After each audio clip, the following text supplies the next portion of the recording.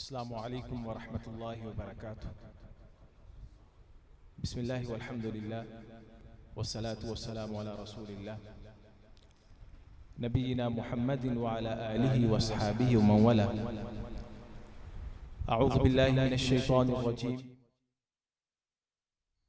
फलौला नफर मिन कुल्लि फ़िरक़तिन मिनहुम ताइफ़तुन लियतफ़क़्क़हू फ़िद्दीन वलियुन्ज़िरू कौमहुम इज़ा रजअू इलैहिम लअल्लहुम यहज़रून। सामीन मोहतरम, इंतहाई इख्तिसार के साथ एक बड़ी ही अहम बात अल्लाह की तौफीक से आपके गोश गुजार करना चाहता हूँ। जैसा कि आप सब जानते हैं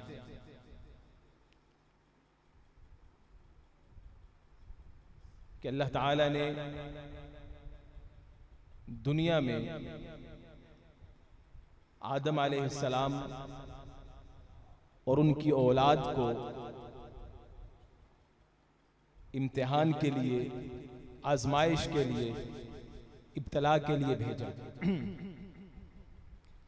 आदम अलैहिस्सलाम को जन्नत से निकाला गया, पहले वहां जन्नत भेजा गया दुनिया में इम्तिहान के लिए कि यहां इम्तिहान पास करो, दोबारा फिर जन्नत में चले जाओ।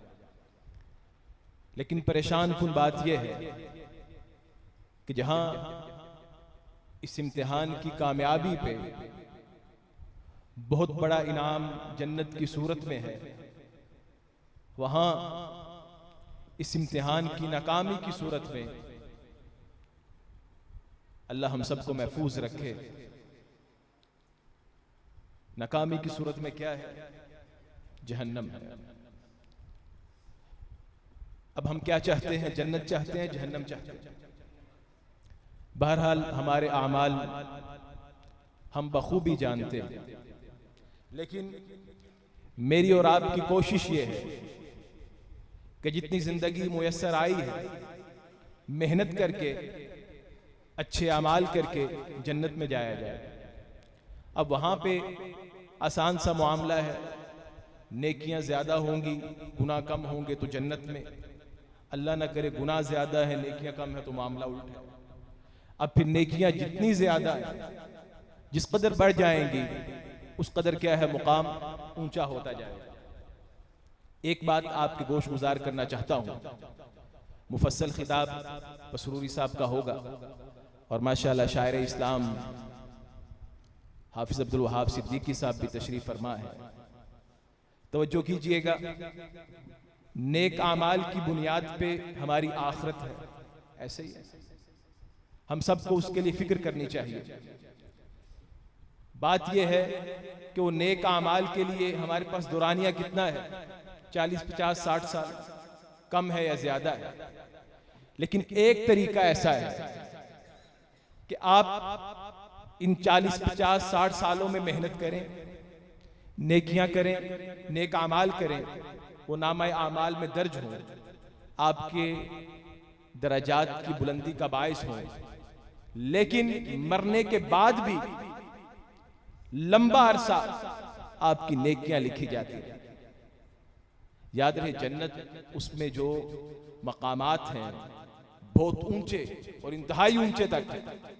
अब जिसकी नेकियां कम हैं वो नीचे वाले मकाम पे, नेकियां ज्यादा हैं, बढ़ती जाएंगी, मुकाम बढ़ता जाएगा।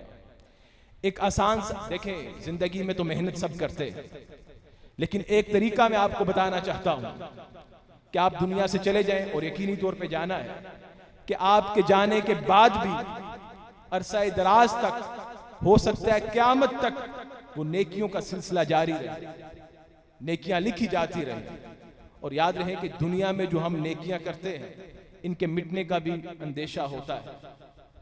माशाअल्लाह खतीब बेबाग, खतीब शीरी बयान मौलाना यूसुफ बसरूरी साहब तशरीफ ला चुके हैं। अभी चंद लम्हात में आपसे हम कलाम होंगे। मैं अपनी बात मुकम्मल करके अपनी गुफ्तगू को ख़त्म करना चाहता हूँ।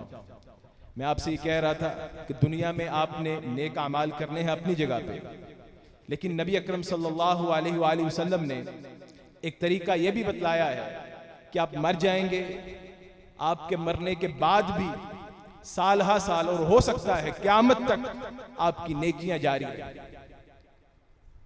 अच्छे अमाल का सिलसिला जारी रहे।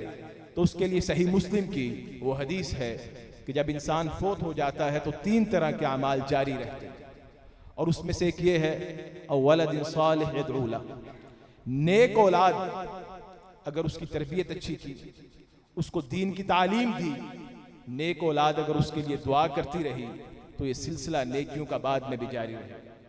तो मेरी आपसे गुजारिश ये है कि अपनी औलाद में से, ठीक है दुनियावी गर्ज़ गायत के लिए आप कोशिश करते हैं करें, लेकिन कम अज कम एक तो आखिरत के लिए महफूज रखें।